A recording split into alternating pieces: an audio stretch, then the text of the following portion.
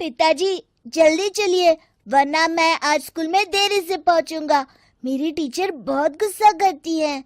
हाँ हाँ बेटा, अभी चलते हैं, बस 2 मिनट रुको। तभी रमेश की पत्नी कमरे से बाहर आती है और रमेश से कहती हैं, सुनिए जी, आज शाम को आप ऑफिस से जरा जल्दी घर आ जाइएगा। याद है ना, आज आपको मुझे शॉपिंग कराने के लिए लेकर जाना है। अरे भाग्यवान, इस महीने हाथ जरा तंग है। मेरी मानो तो शॉपिंग का विचार कुछ दिनों के लिए अपने दिमाग से निकाल ही दो। मैं तुम्हें अगले महीने पक्का शॉपिंग कराने ले जाऊंगा।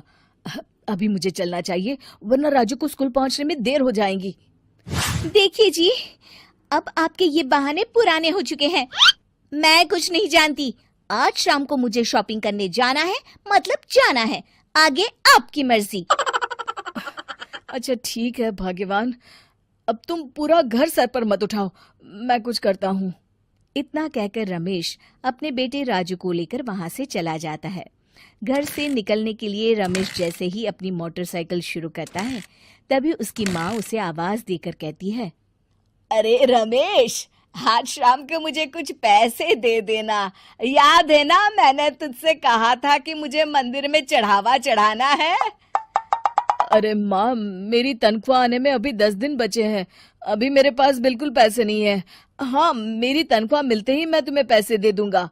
रमेश की माँ चिढ़कर कहती हैं, अरे तेरा दिमाग तो खराब नहीं हो गया? मैंने तेरे भरोसे मंदिर के पुजारी जी से वादा कर दिया है और तू कह रहा है कि पैसे नहीं है। अब मैं पुजारी जी को क्या जवाब दूंगी? तुझे तो मेरी इज्जत की भी कुछ परवाह नहीं है। अच्छा ठीक है माँ, अब तुम गुस्सा मत करो, मैं शाम तक कुछ इंतजाम करता हूँ। इतना कहकर रमेश वहां से चला जाता है। फिर दोपहर को जब रमेश अपने दफ्तर में बैठा होता है, तब उसे अपनी पत्नी और माँ की बातें याद आती हैं। रमेश अपने दफ्तर के एक साथी मोहन से कुछ रुपए उधार मांगता है। अरे भाई मोहन, मेरा एक छोटा सा काम कर दो, मुझे कुछ रुपयों की सख्त जरूरत है। मुझे कुछ दिनों के लिए क्या तुम रुपए उधार दे सकते हो? अरे रमेश भाई, मैं तुम्हें पैसे उधार तो दे सकता हूँ, लेकिन मुझे वक्त पर पैसे लौटा देना। वैसे भी मेरा मानना है कि दोस्ती यारी में कभी पैसों का व्यवहार नहीं करना चाहिए। ये कहावत तो तुमने सुनी ही होगी कि उधार प्रेम की कैंची है। मैं नहीं चाहता कि पैसों को लेकर हमारा रिश्ता खराब हो।